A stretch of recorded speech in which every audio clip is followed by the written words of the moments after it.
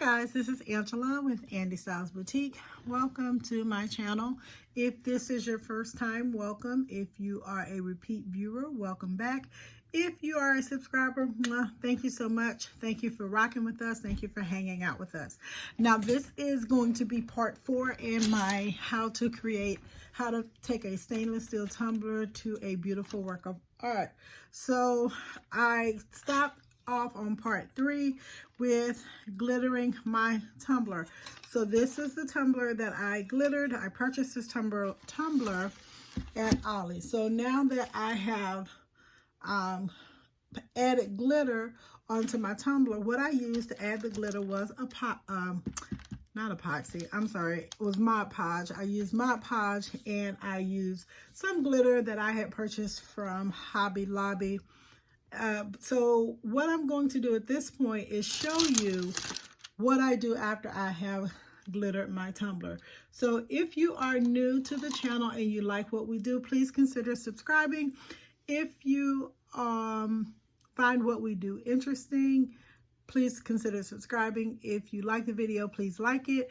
If you have any questions, please put them down below in the comments, and if you want to share the video, we would love for you to do that. So the application process was to add the Mod Podge and then just use a paintbrush to apply it. There's a video in my library for that. You are more than welcome to check that out. So now this tumbler is ready to go to the next step, which the next step for me is going to remove any excess. So I'm just dry brushing it, which is just basically taking a dry paintbrush and removing any excess glitter that did not adhere to the Mod Podge process. You see it's coming off here. So you don't want to do like a hard brush. You just want to lightly brush and pull anything off that is not part of your cup. You can also tap it to get any loose glitter off, and that is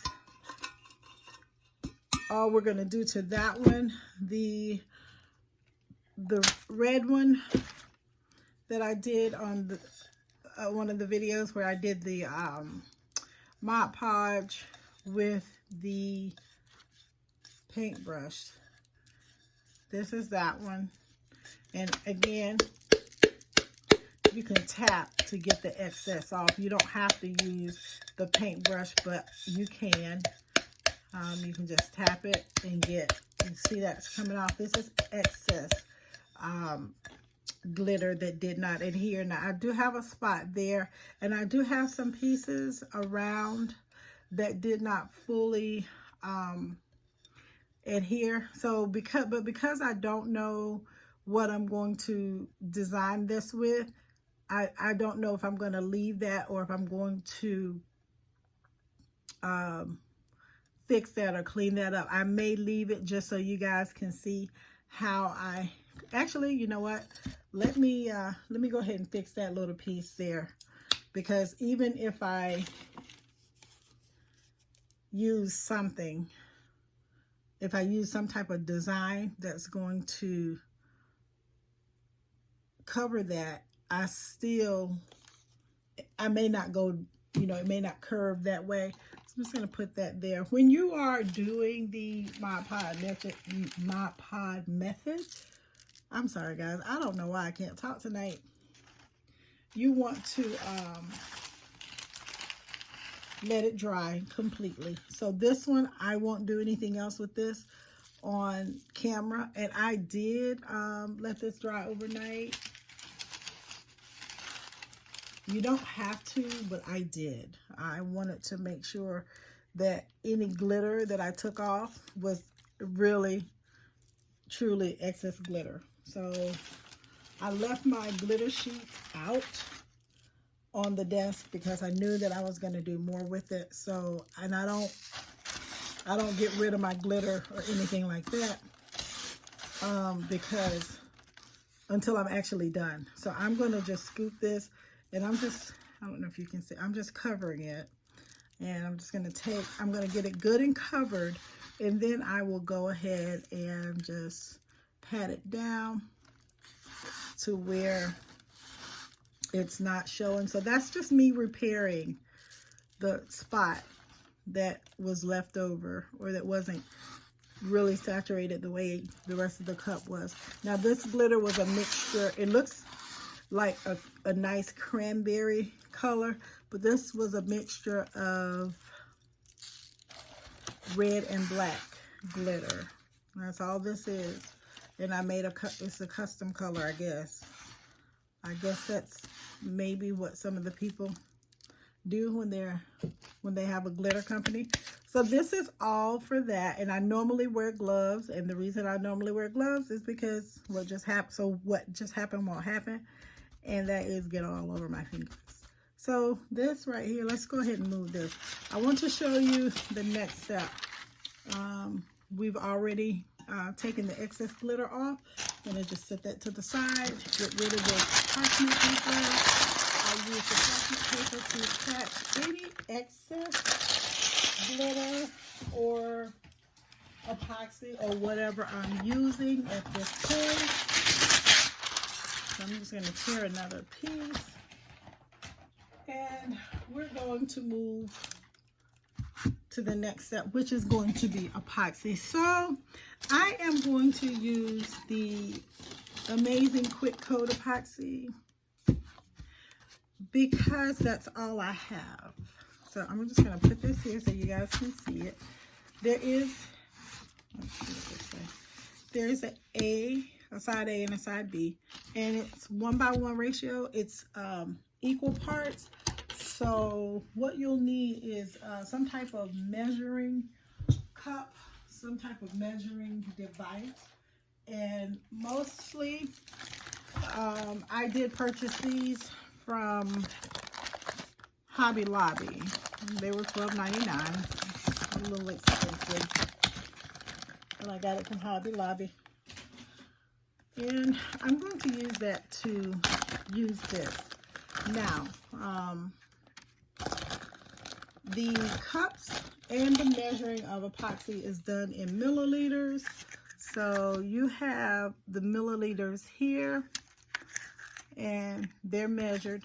Now with this quick coat epoxy, one of the things that I have learned is that it cures really quickly. So you can't use a lot. I'm only going to do 5 milliliters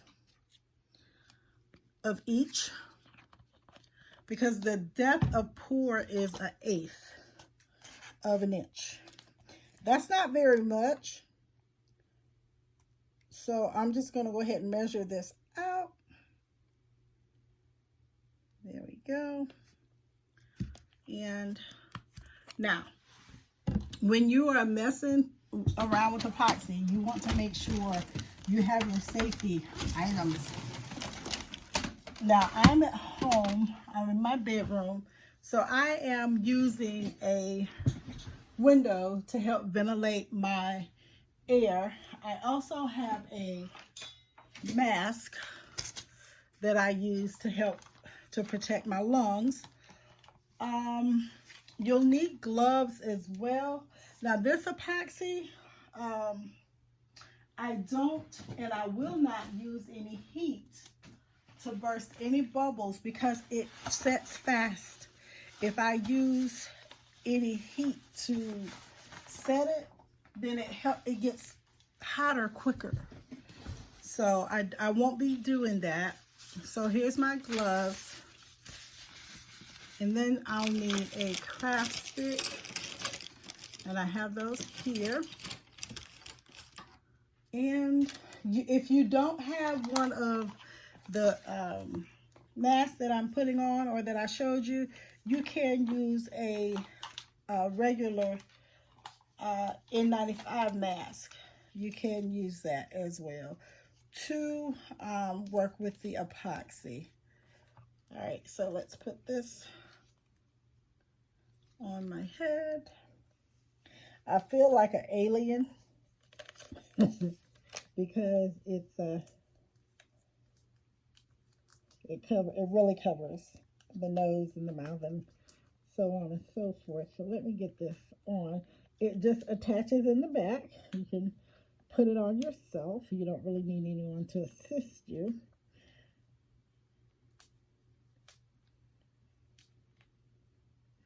All right, so it is on. I heard it snap. There we go. So if I sound a bit muffled, it's because I'm wearing this. So to mix this epoxy, I looked at a video because I was using it and it went really, really fast. So I looked at a video and they said to mix it by, if you're a baker, you fold. If you're a baker, one of the terms that you'll read in some recipes is to fold the butter into the flour or whatever if you're making something. So that's what this is. I'm folding this into the mixture. And the gentleman that I watched on the video, he said that by folding it, it cuts down on the bubbles. The one thing he did not tell me was how long to mix this, which was one of the things that I was looking to find out. But he did not tell me that. So I'm going to mix this until it becomes clear. And he said to make sure you scrape the sides. So that's what I'm doing. And then I'm going to continue to fold. Now, I can tell you the bubbles are minimal here in this cup of epoxy. It's very minimal compared to how much it bubbled up when I just did the regular stirring method. So yeah, fold the epoxy over.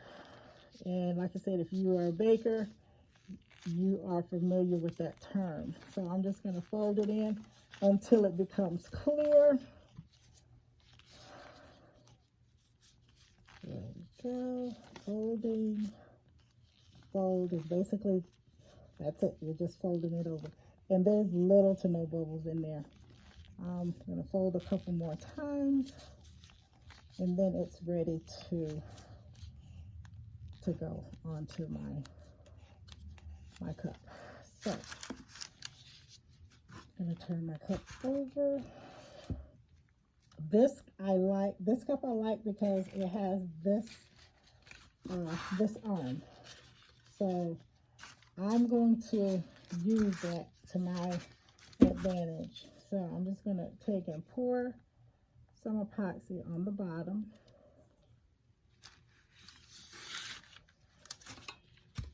And just use my hand to move it where I need to. I'm just lightly epoxying. And you see how I'm moving it?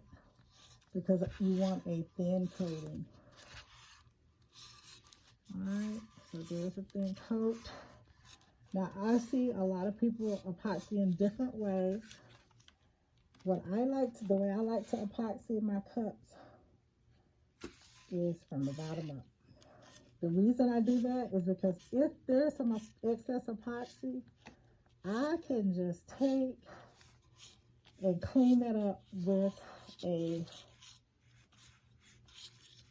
X-Acto knife. All right, so I'm just going to go ahead and spread this. And I'm spreading it very thin, not a lot. You can see the gloss and the shine. I'm spreading it very thin. This is my first coat, so I want to make sure that I get this on nice and thin. Now, I don't have any on this side, but you see the difference. That's that side, no epoxy. That's this side, epoxy. Epoxy makes everything nice and pretty. And like I said, all I did was 5 milliliters each of the quick coat epoxy. I just did 5 milliliters. If I come back on this side, I have more that I can spread. And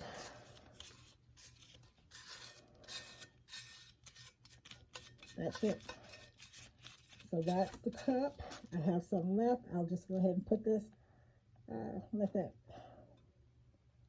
come down.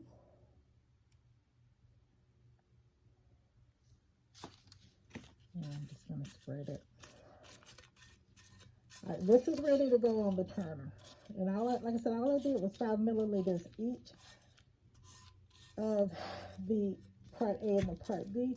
But as you can see, it's got a nice shine to it. And it's part 1. So part 1, or my first layer, is going to prep my cup for the, it's going to prep my cup for the application of whatever design I want to use. So that is how I get my first layer of epoxy onto my cup.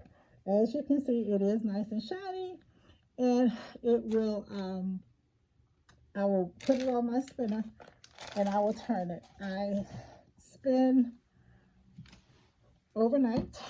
Sometimes I'll spend 12 hours.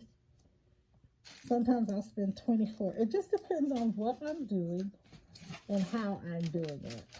If I have something else going on, I won't, I'll take it off. If I don't, then I'll take, you know, if I have something else going on that I'm working on, I'll leave it. If I don't, I'll go ahead and take it off. This is my spinner. Okay.